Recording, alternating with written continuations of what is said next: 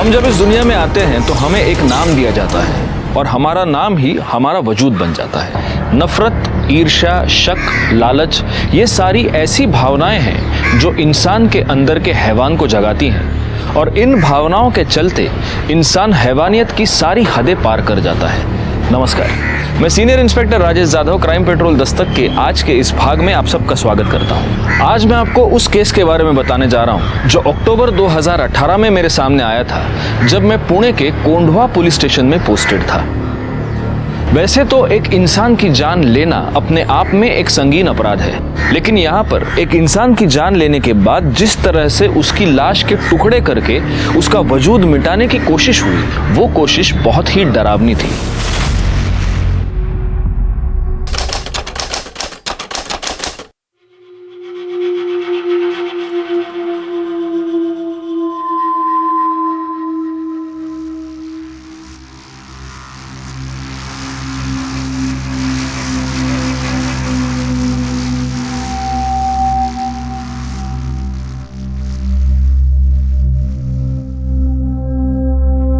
अरे आ गई तू? अभी तो सुबह के 7 ही बजे।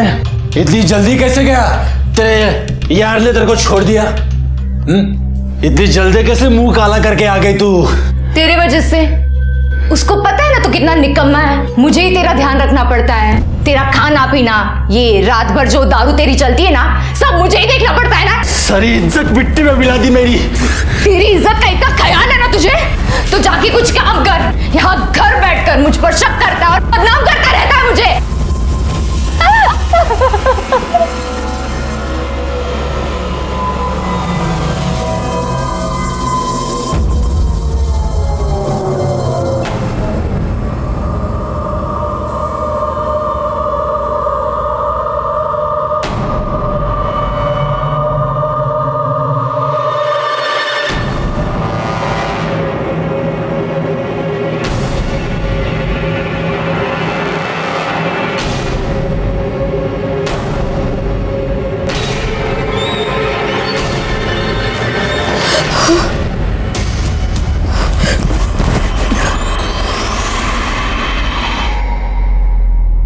सिद्धांत, वो मैं नमिता के साथ। चुप। सिद्धांत, उसकी कोई गलती नहीं इसमें। तू चुप रह। तू बीच में नहीं बोलेगा। आज मैं इसकी ऐसी हालत करूंगा, इसे जिंदगी भर याद रहेगा। सिद्धांत, मेरी बात तो सुना। जान से मार दूंगा मैं।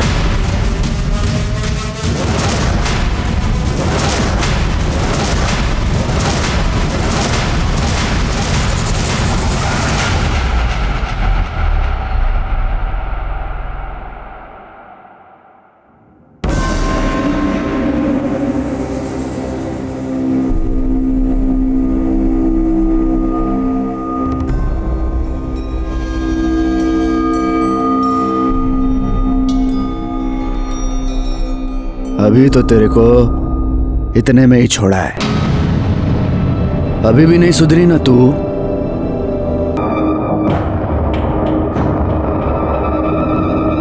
हाल तो अब मैं तेरा करूंगी। तुझे तेरे किए की सजा जरूर मिलेगी। छोड़ूंगी नहीं मैं तुझे।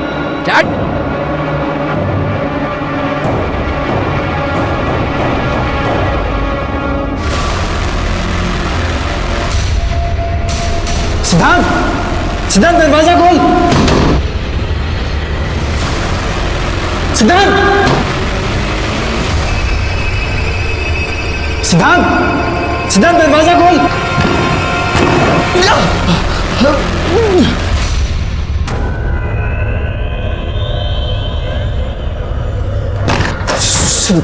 सिद्धांत, ये क्या किया तूने? पागल हो गया तू? सिद्धांत उठ।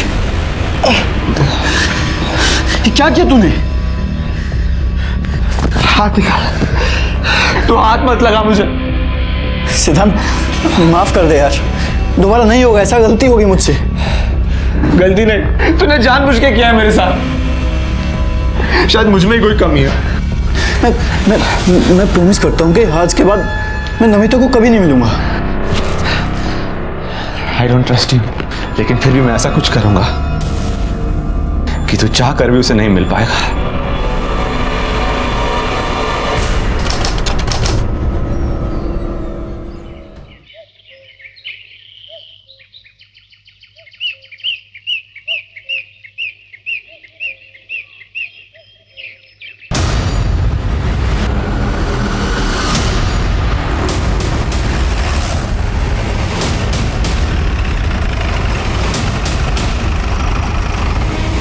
सर यहाँ की 2 ड्रम्स है जिसमें कुछ केमिकल है, जिसमें से अजीब सी बदबू आ रही है, और वहाँ खून के कुछ धब्बे हैं, लेकिन कहीं भी बॉडी नहीं मिली।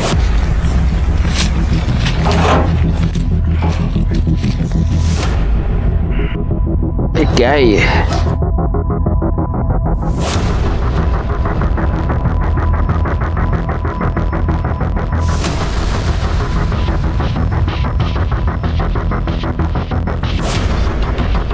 डेड बॉडी इसलिए नहीं मिली गायकवाड़ क्योंकि शायद डेड बॉडी के टुकड़े करके उसे इस केमिकल में डाल दिया गया है और वो बॉडी इस केमिकल में घुल गई।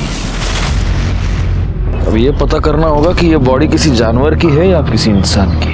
वो खून के धब्बे क्या बोल रहे थे? सर यहाँ पे कुछ मांस के टुकड़े भी मिले हैं, ये देखिए। खून भी सूख चुका है, लेकिन जिस मात्रा में यहाँ पे खून है लगता है बॉडी को यहीं काटा गया होगा। फॉरेंसिक टीम को बुला। हमें सबसे पहले ये पता करना होगा गायकवाड़ कि इतनी भारी मात्रा में ये केमिकल यहाँ पर कैसे आए और ये केमिकल एग्जैक्टली है क्या। दूसरी बात ये कि ये बॉडी एग्जैक्टली किसकी है, मतलब किसी इंसान की है या किसी जानवर की है। एक काम करो गायकवाड़, आजू बाजू के पुलिस स्टेशन में पिछले 5-7 दिनों में जितने भी मिसिंग केसेस हुए हैं उन सब की डिटेल्स निकालो। और हाँ, दूसरी बात, वो जो मांस के टुकड़े हैं उनको कलेक्ट करके एविडेंस के लिए भेज दो। साहब मेरा बेटा 1 हफ्ते से गायब है साहब, पता नहीं उसका क्या हुआ, प्लीज उसे ढूंढिए साहब, कहाँ गया पता नहीं चला साहब, प्लीज। कर दे, काय गड़बड़ है?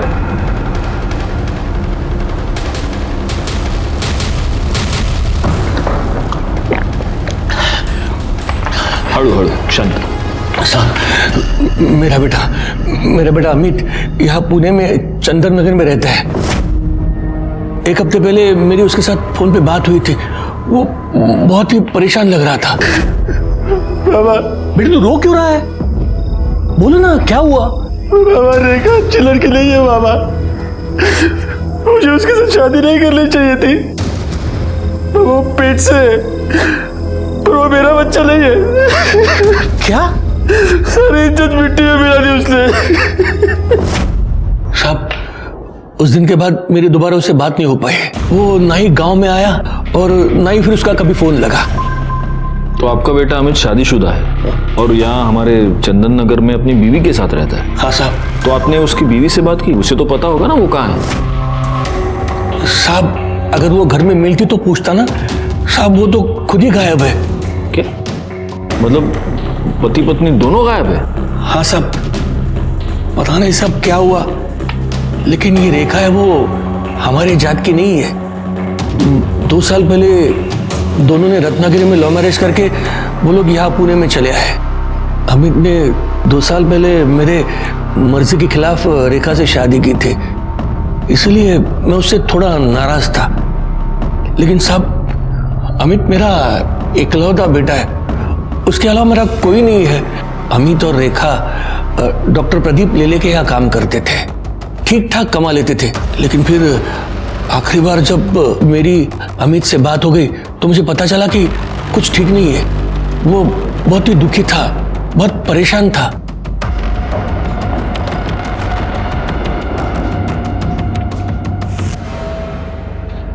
सर ये फोरेंसिक रिपोर्ट के बारे में कुछ बात करनी थी। आप 2 मिनट बैठिए, मैं आता हूँ।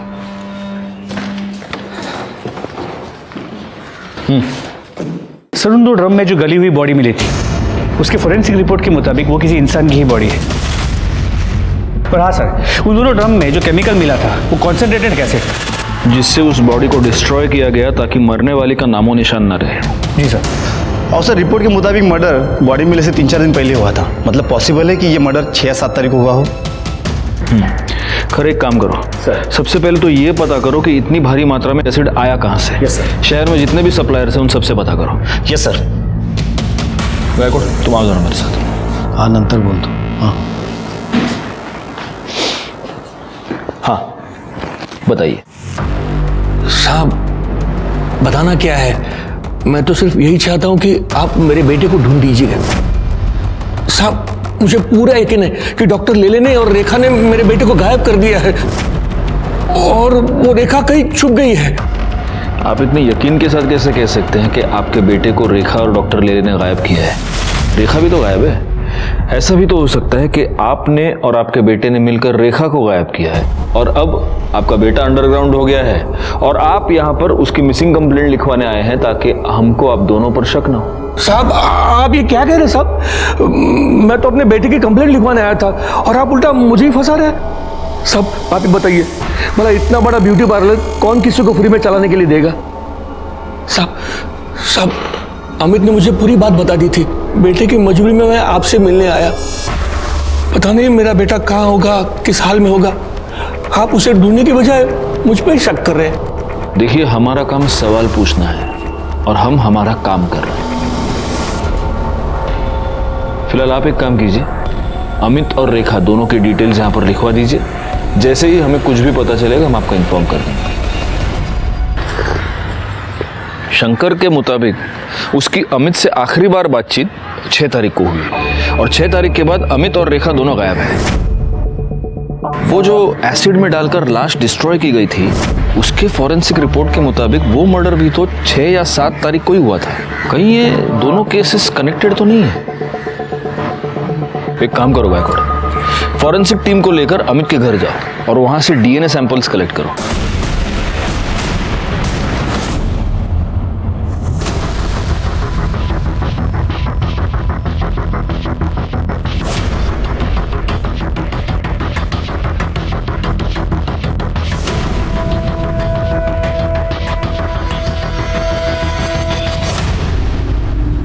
एक्सक्यूज मी, डॉक्टर ले ले।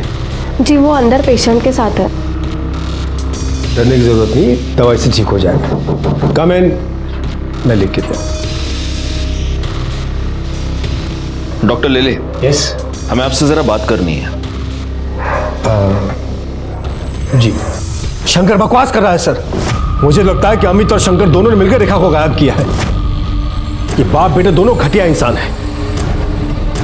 तो आपका यह कहना है कि शंकर ने आपके और रेखा के बारे में जो कुछ भी कहा वो सब झूठ है? सर रेखा मेरी बेटी जैसी है, वो बहुत ही मेहनती और ईमानदार लड़की है। कमाल है डॉक्टर साहब, लेकिन जो आपकी बेटी जैसी है वो इतने दिनों से गायब है और आपने कंप्लेंट तक नहीं लिखवाई। नहीं, मैं दरअसल आपके पास आने वाला था कंप्लेंट लिखवाने के लिए। मैं तो खुद हैरान हूं कि वो कैसे गायब होगी, कहां गायब हो गई। पार्लर में काम करने से पहले वो मेरे क्लिनिक में कंपाउंडर थी। कितना मारा है उसने तुम्हें? आज क्यों मारा? सर पैसे मांग रहा था वो, मेरे पास थे ही नहीं तो कहाँ से देती। यहाँ जो पगार मिलती है उससे बड़ी मुश्किल से घर चलता है, ऊपर से उसके दारू के खर्चे। देखा कब तक उस शराबी की मार सहती रहोगी? तुम उसकी पुलिस में कंप्लेन क्यों नहीं करती? नहीं कर सकती सर। सर उसने मेरे लिए अपना घर, अपने बाबा को छोड़ दिया। मैं उसको बहुत प्यार करती हूँ। वो सुधर जाएगा। एक बार मुझे काम मिल जाए ना कुछ और, तो पैसों की दिक्कत खत्म हो जाएगी और सब कुछ सही हो जाएगा। इसमें मैं तुम्हारी कुछ मदद कर सकता हूँ। मेरी वाइफ माधुरी का एक ब्यूटी पार्लर है। 6 महीने पहले उसकी डेथ हो गई, तब से बंद पड़ा हुआ है। अगर तुम उसे संभाल सको तो देख लो। इसका मतलब उसने पार्लर ज्वाइन कर लिया, उसके बाद उसकी ये सारी प्रॉब्लम सॉल्व हो गई? नहीं सर, हालत और बिगड़ गई। सब ये इस वीक की बैलेंस शीट और ये कैश। वाह रेखा, जब से तुमने पार्लर संभाला है अच्छा खासा बिजनेस हो रहा है। ये सब तुम्हारी मेहनत का नतीजा है। Thank you so much. अरे सर आप थैंक यू क्यों बोल रहे हैं? थैंक यू तो मुझे आपको बोलना चाहिए। अगर आप पार्लर में मुझे मैनेजर की नौकरी नहीं देते तो पता नहीं मेरा क्या होता। नहीं नहीं, यू डिजर्व इट। वाह वाह वाह वाह वाह, चलने दो चलने दो। क्या कर रहे हो? और तेरे यार को देख के बड़े दांत दिखा रही है तू, हैं? कितना पैसा देता है तू? कितना पैसा देता है? इतना पैसा देता है इसको ये सब करने के लिए? बोल बोल साली, बाहर निकालो से, बाहर जाऊं मैं? क्यों बाहर जाऊं? ताकि तुम दोनों इधर रंगरलियां मना सको। हाँ? शर्म नहीं आती तेरे को? शर्म नहीं आती? हमारा फैमिली मैटर है। तुम चलो अमित, घर चलो। तेरे को मैं तो देख लूंगा, तेरे को देख लूंगा मैं। साला इधर लेके सब। सर पता नहीं जाहिल अमित के दिमाग में किसने बात डाल दी कि मेरे और रेखा के बीच में कुछ चल रहा है। सर मुझे लगता है उस पागल ने ही रेखा के साथ कुछ कर दिया है। आप अमित को ढूंढो सर। लेकिन एक बात माननी पड़ेगी डॉक्टर साहब, आप बड़े कमाल के एम्प्लॉयर हैं। अपने सारे एम्प्लॉयज का इतना ख्याल कौन रखता है ना? या फिर आप सिर्फ रेखा का ख्याल रखते थे? मतलब उसके केस में कुछ स्पेशल था? नहीं, क्योंकि आप कह रहे हैं कि आपकी बेटी जैसी थी, लेकिन वो लड़की पिछले 6 दिनों से गायब है और आप कंप्लेन लिखवाने की बस सोच रहे थे। रेखा 1 हफ्ते की छुट्टी लेकर गई थी, इसलिए कब वो गायब हो गई मुझे पता ही नहीं चला। पिछले 1 हफ्ते में उसने मुझे कांटेक्ट ही नहीं किया। साहब रेखा का आदमी अमित 1 नंबर का कान का कच्चा है साहब। पता नहीं किसी ने उसको डॉक्टर साहब और रेखा के बारे में क्या बात कह दी, लेकिन साहब मैं बताऊं आपको, रेखा को साहब अपनी बेटी की तरह मानते थे और हमेशा उसकी मदद करते थे। और साहब उसकी क्या, वो सबकी मदद करते थे। यहाँ तक कि जब रेखा ने उनसे विनती की कि उसके पति अमित को काम पे रख ले तो उन्होंने उसको ड्राइवर भी रख लिया। अमित को आखिरी बार कब देखा था? साहब 7-8 दिन पहले देखा था साहब। सर यहीं पे झगड़ा करने आया था। बाहर निकलो। चुप। कुछ नहीं सुनने की तरह मेरे को, समझा ना तू? साला बहुत शरीफ बनता है ये, बहुत शरीफ बनता है, लेकिन शरीफ नहीं है ये। आग लगा दी मेरे घर में, आग तूने। अब भी मेरे को मेरा पगार चाहिए, समझा ना तू? और तेरे इस गाड़ी के लिए दूसरा ड्राइवर ढूंढ ले तू। तेरी नौकरी पे तो लात मारता हूं मैं, नहीं चाहिए तेरी नौकरी। निकल, पैसा निकाल मेरा। दफा हो जाए यहाँ जाता हूँ, लेकिन तेरे को छोड़ूंगा नहीं मैं, समझा ना तू? छोड़ेगा नहीं तेरे को मैं। साहब वो जैसे पगार लेके गया ना साहब, तब से वो वापस नहीं आया और रेखा भी तब से नहीं आई। ये अमित ने छोड़ के जाने के बाद तुम्हारे साहब ने कोई और ड्राइवर नहीं रखा? नहीं, अभी तक नहीं रखा। और साहब मुझे लगता है कि अब वो रखेंगे भी नहीं, क्योंकि साहब ने 2 ड्राइवर रखे, दोनों ही मक्कार निकले। 2 ड्राइवर? ये दूसरा कौन है? साहब अमित से पहले इकबाल नाम का ड्राइवर था साहब। साहब वो भी बहुत कमीना था, रेखा पर उसकी हमेशा गंदी नजर रहती थी। हाँ। ये रेखा, मैं तेरा ड्राइवर नहीं हूँ, डॉक्टर साहब का हूँ। मालकिन बन के पीछे बैठ रही है। आ गया, हाँ आ गया।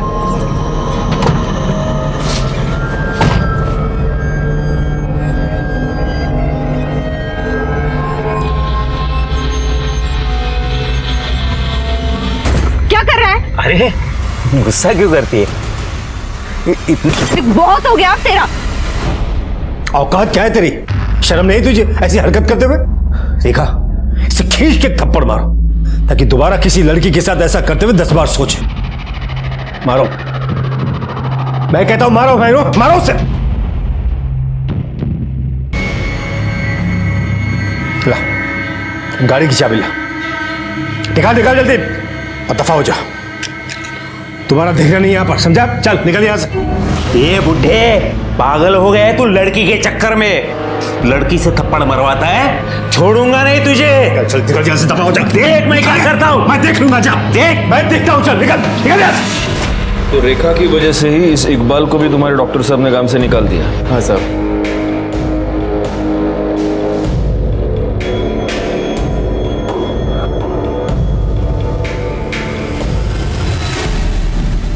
ठीक है। नहीं साहब, हमारे यहाँ तो बहुत छोटी स्केल में सप्लाई होता है, इतनी बड़ी क्वांटिटी में नहीं होता है। और वैसे भी हमारा ज्यादातर सप्लाई एजुकेशन इंस्टीट्यूट में होता है, और कोई अगर चाहता भी है कि इतना बड़ा केमिकल सप्लाई किसी को करे तो वो कंपनी रजिस्टर होना जरूरी होती है। क्या आप मुझे पुणे और आसपास की कंपनीज की लिस्ट दे सकते हैं जो इतनी क्वांटिटी में केमिकल्स खरीदती और बेचती है? क्यों नहीं साहब, आइए ना। इस रमेश ने जो हमें इन्फॉर्मेशन दी है वो हमारे बहुत काम आ सकती है गायकवाड़। बस एक बात मैं समझ नहीं पा रहा हूँ, यही इन्फॉर्मेशन हमें डॉक्टर लेले ने क्यों नहीं दी? सर समझ में तो ये भी नहीं आ रहा है कि ये डॉक्टर हमारी बातें ऐसे छुप छुप के क्यों सुन रहा था। इसकी वजह कोई भी हो सकती है। इन बातों के जवाब हमें इकबाल देगा। एक काम करो, उसको पुलिस स्टेशन बुलाओ। और एक और बात गायकवाड़, इस डॉक्टर लेले के ब्यूटी पार्लर में भी पूछताछ करो। पता तो चले कि इस डॉक्टर ने हमें जो कहानी सुनाई है वो सच है भी या नहीं। रेखा बहुत अच्छी लड़की है, मेहनती भी है, सब पर ध्यान देती है और सबका ख्याल भी रखती है। उसका पति अमित, उसे जानते हैं आप? हाँ साहब, लेकिन वो मुझे समझ में नहीं आया। शुरू में रेखा से वो बहुत प्यार करता था और बहुत ध्यान देता था और रोज आता भी था। वो काम में लेट तो होता है साहब, पर रेखा तो कुछ और ही थी। कुछ और मतलब? रेखा पर डॉक्टर साहब कुछ ज्यादा ही मेहरबान थे। और देखिए ना साहब, हम सभी लड़कियों के पास काफी सालों का एक्सपीरियंस है और रेखा तो फ्रेशर थी, फिर भी उसे सीधा मैनेजर बना दिया। तो आपको लगता है कि डॉक्टर और रेखा का अफेयर चल रहा था?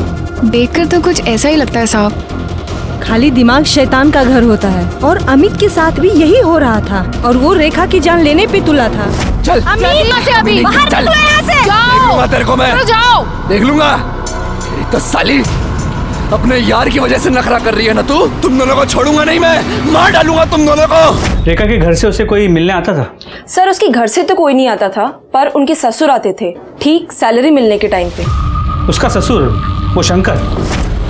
जी सर, रेखा हर महीने 10 से 20 हजार रुपए अपने ससुर को देती थी।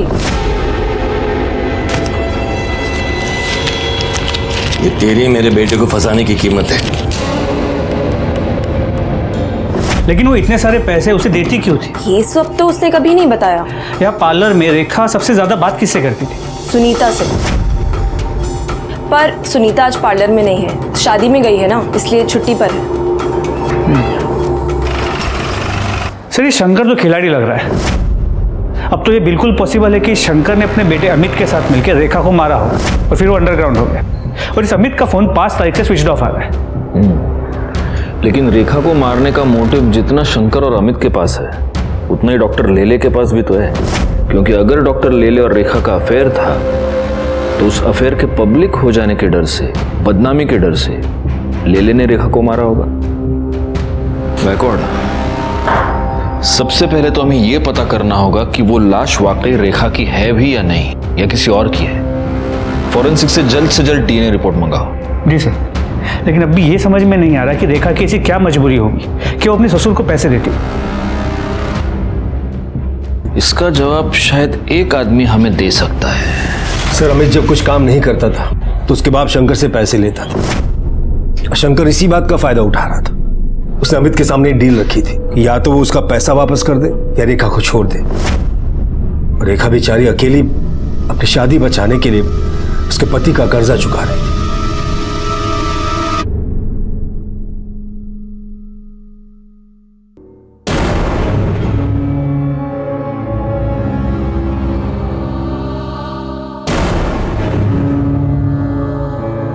अब देख मैं तेरे साथ क्या करता हूँ।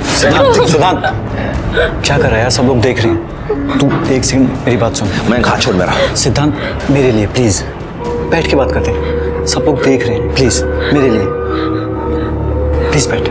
मैं बताता हूँ ना उनको। बैठ मित्र। सिद्धांत मैंने इसे बुलाया यहाँ पे मिलने के लिए, इसे ये बताने के लिए कि मैं इसके साथ कोई रिश्ता नहीं रखना चाहता। झूठ मत बोल मयंक। ठीक है सिद्धांत, अगर तुझे यकीन नहीं है तो तेरे सामने बात कर लेते हैं। देखो नमिता, मैं अब तुमसे कोई रिश्ता नहीं रखना चाहता।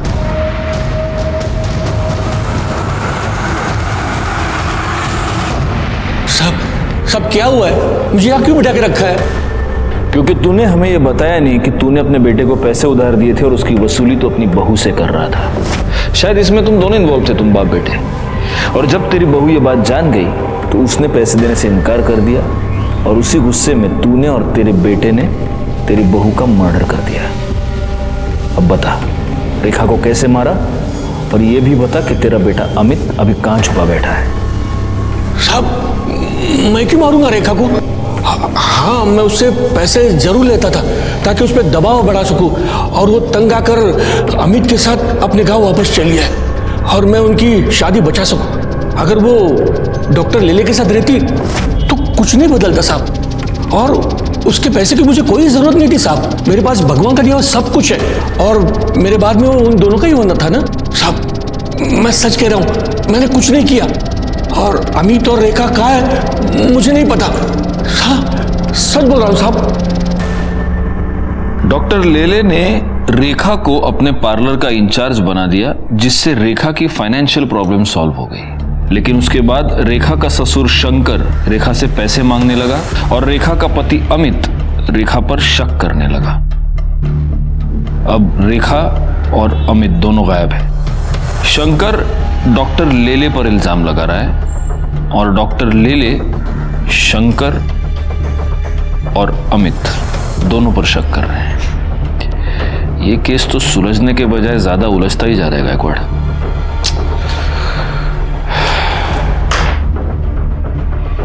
हमारे पास बहुत सारे डॉट्स हैं, लेकिन इन डॉट्स को जोड़ने वाली कोई कड़ी हमारे पास नहीं है। 2 लोग गायब हो चुके थे और हमारे हाथ एक लाश लगी थी।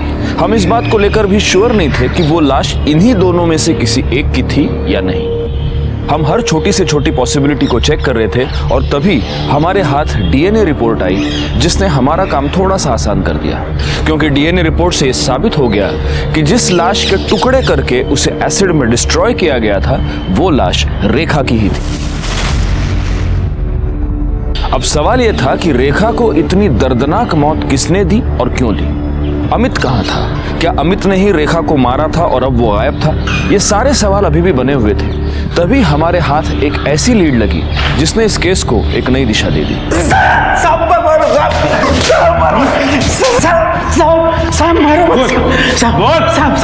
सब बता दो सब। माना अपन ने बदतमीजी किया था, लेकिन उसने भी तो साहब सब लोगों के साहब, इसलिए सब बराबर हो गया ना साहब। ये सब बराबर हुआ नहीं, तूने बाद में किया। उसने तुझे थप्पड़ मार के तेरी बेइज्जती की थी और तूने उसे धमकी दी थी। छोड़ूंगा नहीं तुझे, चल से दफा। और उस धमकी को तूने उसे मार के पूरा किया, है ना? अरे नहीं साहब मैंने वो गुस्से में बोला था साहब। माना अपन ने गलती की, लेकिन अपने को क्या लगा वो अगर डॉक्टर साहब के साथ चक्कर चला सकती है तो अपना भी हाथ अगर उसको लगाए तो वो क्यों बुरा मानेगी। लेकिन साहब उसने तो बवाल ही कर दिया साहब। तेरे को कैसे मालूम रे उसका डॉक्टर के साथ चक्कर चल रहा था? हाँ साहब अपन 3 बरस से उधर काम कर रहा था। अपन डॉक्टर साहब को पहचानता है ना साहब। और साहब ड्राइवर है अपन, अपनी नजरें आगे भी रहती है और पिछले वाले सीट पे भी रहती है साहब। सिद्धांत को लेके तुम्हें परेशान होने की जरूरत नहीं है। मैं हूं ना, सब संभालूंगा।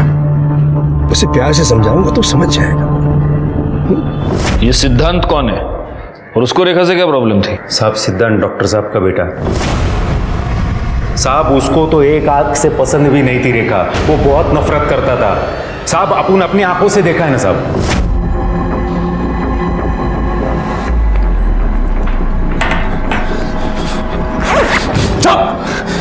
इस घर की मालकिन बनने के सपने में देख, मेरे पापा से दूर रहे वरना जान से मार दूंगा तुझे। ये आप क्या बोल रहे हैं? मैंने क्या किया है? तुझे मेरी माँ की जगह नहीं लेने दूंगा।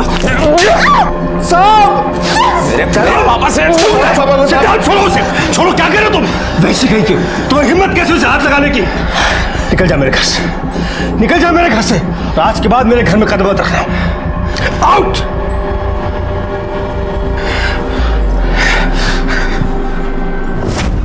साहब अपन को तो फुल डाउट है साहब, सिद्धांत बाबा ने ही कुछ किया है रेखा के साथ। अच्छा, सिद्धांत ने रेखा को धमकी दी तो तू बोल रहा है उसने उसका मर्डर कर दिया।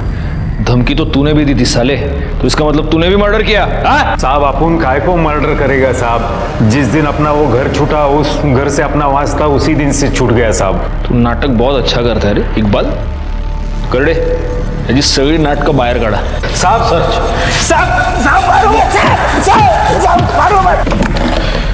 गायकवाड़, अगर ये इकबाल सच कह रहा है तो इस केस में एक बहुत जरूरी क्लू हमारे हाथ लगा है। लेकिन सबसे पहले महेश और बाकी नौकरों से ये क्रॉस चेक करना होगा कि इकबाल के बयान में कितनी सच्चाई है। एक और काम करो, इस डॉक्टर सिद्धांत की पूरी कुंडली निकालो और उसे पुलिस स्टेशन बुलाओ। सर अलग अलग कंपनी के नाम से माल लेते हैं, फिर भी इस केमिकल की हमेशा शॉर्टेज रहती है। सर ये केमिकल का डिमांड ज़्यादा रहता है और सप्लाई कम रहती है।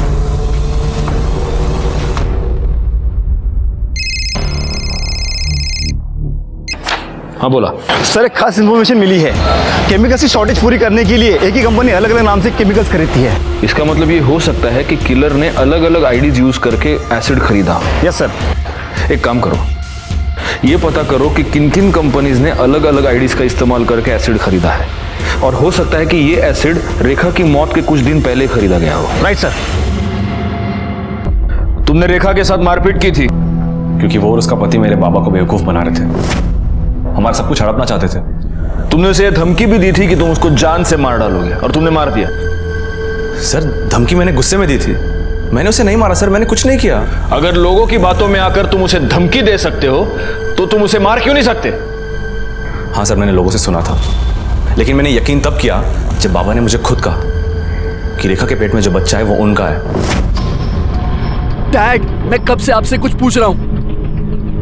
रेखा के पेट में आपका बच्चा है। क्या बकवास कर रहा है तू?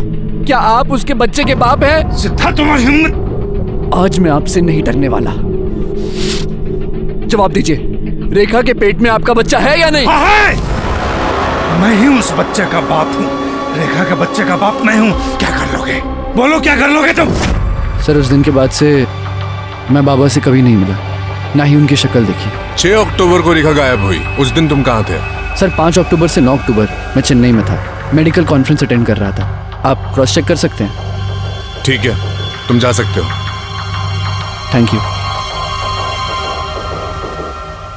गायकवाड़, इसका स्टेटमेंट क्रॉस चेक करो, इसके मोबाइल लोकेशन, कॉल डिटेल सब कुछ निकालो और नजर रखो इस पर। सिद्धांत के बयान के मुताबिक डॉक्टर लेले ने खुद उसे अपने और रेखा के संबंधों के बारे में और होने वाले बच्चे के बारे में बताया। सिद्धांत का यह भी कहना है कि रेखा और अमित दोनों डॉक्टर लेले से पैसे निकलवाना चाहते थे। अब हो सकता है कि डॉक्टर लेले को यह बात पता चल गई हो और उसी ने अमित और रेखा दोनों का मर्डर कर दिया हो। रेखा की बॉडी के बारे में हमें पता चल चुका है, लेकिन अमित का अभी तक कोई पता नहीं। सर अगर उस डॉक्टर से अपनी तरह से उगलवाए तो? नहीं, जब तक हमारे पास कोई पुख्ता सबूत नहीं है हम डॉक्टर को उठा नहीं सकते, वो बेल पर छूट जाएगा। हमें सबसे पहले ये पता करना होगा कि डॉक्टर की इस पूरे मैटर में एग्जैक्टली क्या इन्वॉल्वमेंट है, तभी उस पर हाथ डाल सकते हैं। सर हमने शंकर सावंत को बहुत ढूंढा पर वो कहीं नहीं मिला। एक काम करो, उसका फोन सर्विलेंस पे डाल दो और जैसे ही ऑन होता है उठा लो उसको। सर। गायकवाड़, उस अमित के फोन का क्या स्टेटस है? सर उसका फोन कंटिन्यूसली स्विच ऑफ आ रहा है, लेकिन रेखा की कॉल रिकॉर्ड से मोबाइल लोकेशंस आ गए हैं। जिस दिन वो गायब हुई थी वो मैटरनिटी क्लिनिक गई थी, और उसी दिन उसने अपने एक अच्छी दोस्त और कलीग सुनीता उसे 5 से 6 बार कॉल किया था। सर ये आपसे मिलना चाहती हैं। जी कहिए। सर मैं सुनीता, रेखा की कलीग और दोस्त। आपने बुलाया था मुझे? ओह यस, बैठिए बैठिए। एक बात बताइए सुनीता जी, 6 तारीख को आपकी रेखा से फोन पर बात हुई थी? हाँ सर, हम उस दिन मिले भी थे। कितने बजे? सुबह 10 बजे। उसके पति को ऐसा लगता था कि रेखा के पेट में जो बच्चा है वो डॉक्टर प्रदीप का है, इसलिए वो अबॉर्ट करना चाहती थी बच्चा। तो रेखा का पति रेखा पर शक करता था, इसलिए रेखा ने अपने बच्चे को अबॉर्ट करवा दिया? सर शक की वजह से नहीं सर, दरअसल वो बहुत दुखी थी। उसने हॉस्पिटल से आते वक्त मुझे ये बताया था। अगर ये बच्चा आता तो वो नाजायज ही कहलाता। मुझे कुछ हो जाए आगे तो उसे कौन पालता? ठीक है, आप जा सकती हैं। अगर जरूरत पड़ी तो हम आपको वापस बुला लेंगे। ठीक है सर। Thank you. पाटिल भाई जरा गायकवाड़ला पाठवा। Okay sir. सर। गायकवाड़, रेखा के फीटस के साथ अमित और डॉक्टर लेले दोनों का डीएनए मैच करके देखो, क्योंकि पॉसिबिलिटी ये है कि ये बच्चा डॉक्टर लेले का ही है और इसीलिए अमित ने उसे अपनाने से मना कर दिया, और डॉक्टर लेले ने भी सोसाइटी प्रेशर की वजह से, अपने बेटे के प्रेशर की वजह से उसे अपनाने से मना कर दिया। अब रेखा को अबॉर्शन करवाने के अलावा कोई और चारा नहीं था, लेकिन डॉक्टर लेले ये नहीं जानता था कि रेखा ने अबॉर्शन करवाया है, इसलिए अपने आप को बचाने के लिए उसने रेखा को और अमित को दोनों को गायब कर दिया। शायद डॉक्टर लेले को ये लगा हो कि रेखा के गायब होने का इल्जाम अमित पे लग जाएगा और वो साफ बच जाएगा। एग्जैक्टली। इस डॉक्टर लेले को पुलिस स्टेशन बुलाओ। सर।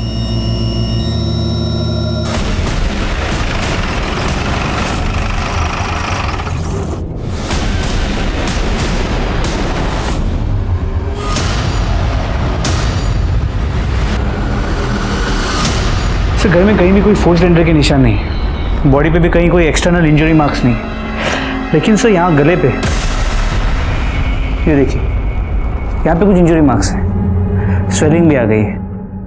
लेकिन क्या है, कैसे हुआ है, कुछ पता नहीं चल रहा। लगता तो ये मर्डर ही है गायकवाड़, और हो सकता है कि जिसने भी ये मर्डर किया है उसे इस घर में फोर्स्ड एंट्री करने की जरूरत ही नहीं। सर इंजेक्शन मिला। इस तो खाली लग रहा है गायकवाड़। हो सकता है गले पर ये जो 2 मार्क्स है वो इसी की वजह से। देखो निडल देखो, जमा करा। सर 1 मिनट सर, यहाँ आइए सर, ये देखिए सीसीटीवी कैमरा। सर कैमरा तो वर्किंग है, इसका कंट्रोल पीछे की तरफ है और किसी ने इसका मेन स्विच ऑफ कर दिया है। सर ऐसा लगता है कि इस घर में घुस के डॉक्टर साहब पर हमला करने वाला उनकी जान पहचान का हो सकता है। बॉडी को सबसे पहले किसने देखा था? मैंने देखा था साहब। कल संडे था तो संडे को साहब भी पूरा दिन घर में ही रहते हैं और मेरा भी शाम को 4 बजे छुट्टी हो जाती है, तो मैं घर चला गया था साहब। लेकिन सब जब मैं सुबह आके देखा तो मैंने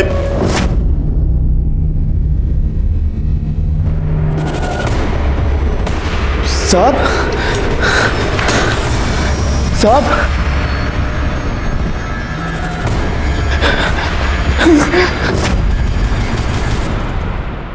डॉक्टर प्रदीप लेले की मौत ने इस केस को एक नया ट्विस्ट दे दिया, क्योंकि अब तक डॉक्टर लेले इस केस में हमारे लिए प्राइम सस्पेक्ट था।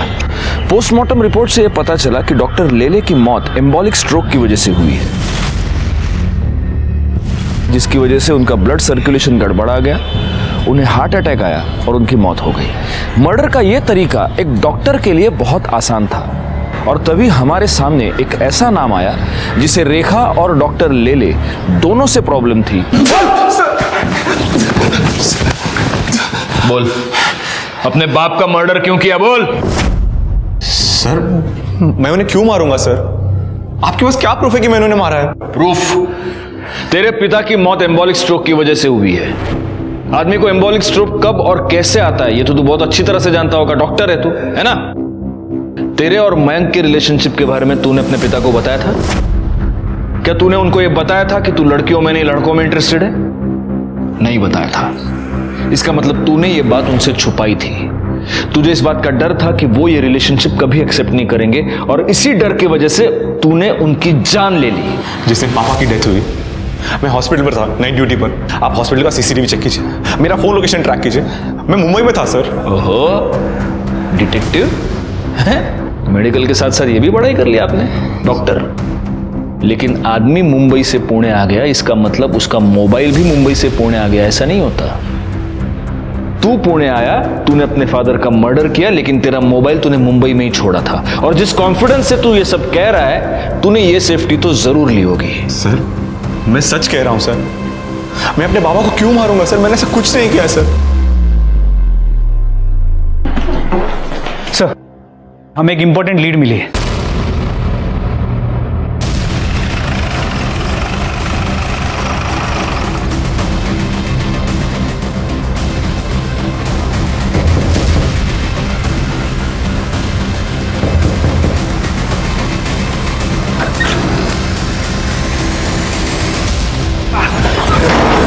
साहब क्या कर रहे हो? साहब क्या कर रहे हो? बेटा कहाँ है तेरा? मालूम नहीं साहब। कर दे, घर चेक करा। हो सर।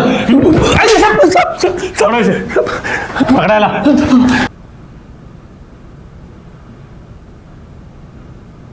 साहब मैंने कुछ किया। साहब मत मारो।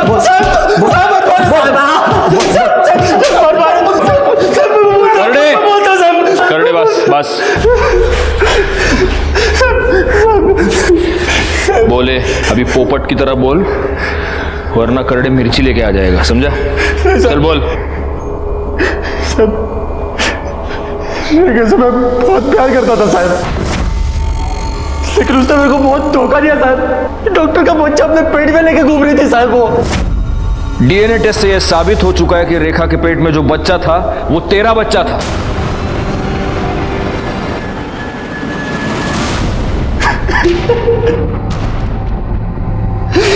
साहब उस कमीना डॉक्टर प्रदीप की वजह से मेरी जिंदगी बर्बाद हो गई साहब। उसने नहीं, तूने खुद अपनी जिंदगी बर्बाद की। तूने अपनी बीवी की जान ली, उसे जान से मार दिया तूने। नहीं साहब, मैं उससे बहुत प्यार करता था साहब, मैंने नहीं मारा उसको। साहब उस कमीना डॉक्टर प्रदीप की वजह से मेरी जिंदगी बर्बाद हो गई साहब। उसने नहीं, तूने खुद अपनी जिंदगी बर्बाद की। तूने अपनी बीवी की जान ली, उसे जान से मार दिया तूने। नहीं साहब, मैं उससे बहुत प्यार करता था साहब, मैंने नहीं मारा उसको, मैंने नहीं मारा साहब। और डॉक्टर प्रदीप को? डॉक्टर प्रदीप को तू नहीं मारा। तुझे ऐसे लगा कि तू उसके घर के सीसीटीवी कैमरा के स्विच ऑफ कर देगा तो हमें पता नहीं चलेगा, लेकिन तू ये भूल गया कि उसके बंगले के आसपास और भी बंगले थे जहां पे सीसीटीवी कैमरा थे, जिसमें तू साफ पकड़ा गया है। अब सीधी तरह से बोल वरना मिर्ची खाएगा। साहब रेखा के मौत की खबर मैंने अखबार में पढ़ी तो मेरे को बहुत गुस्सा आया साहब। उस डॉक्टर प्रदीप ने उसको जितना चाहा उतना यूज किया और फिर मार डाला साहब, तो उसका मरना भी तो तय था ना। सब मेरे को पता था कि संडे को वो अकेला रहता है, इसलिए मैं संडे को उसके घर गया, सीसीटीवी का स्विच ऑफ किया। क्या करना है? क्या क्यों आया तुमने को यहाँ से? मेरी बीवी के साथ अच्छा नहीं किया तूने। तो होश में नहीं है मैं, तू जा यहाँ से। क्या करना चाहता है अभी तू?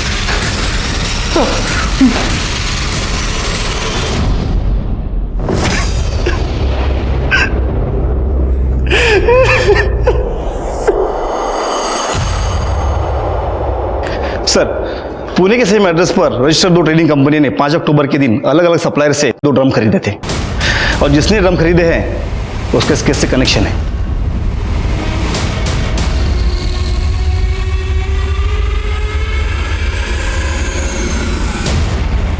सर मैं और नमिता एक दूसरे से प्यार करते हैं, लेकिन मेरे पास जॉब नहीं थी और मुझे लग्जरी लाइफस्टाइल की आदत थी, जिसे पूरी करने के लिए मैं सिद्धांत के साथ रिलेशनशिप में था। इस सब का रेखा से क्या लेना देना है? उसको क्यों मारा तूने?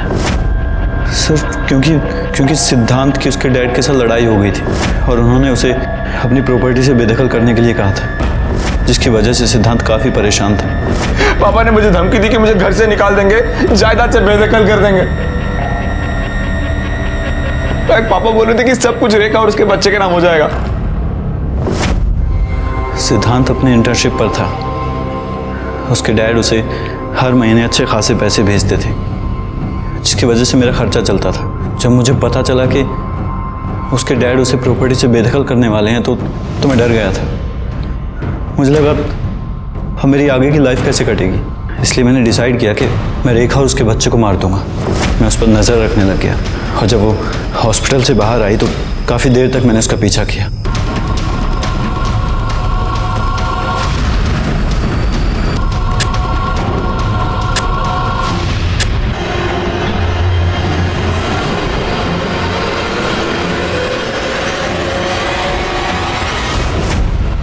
तू रेखा पर नजर रखे हुए था, तो तुझे इतनी सी बात समझ में नहीं आई कि वो लड़की 4 से 6 घंटे एक अबॉर्शन करने वाले हॉस्पिटल में क्या करने गई थी? अगर तूने अपना कॉमन सेंस यूज किया होता ना, तो आज तू इस तरह से मेरे सामने नहीं बैठा होता और आज रेखा जिंदा होती।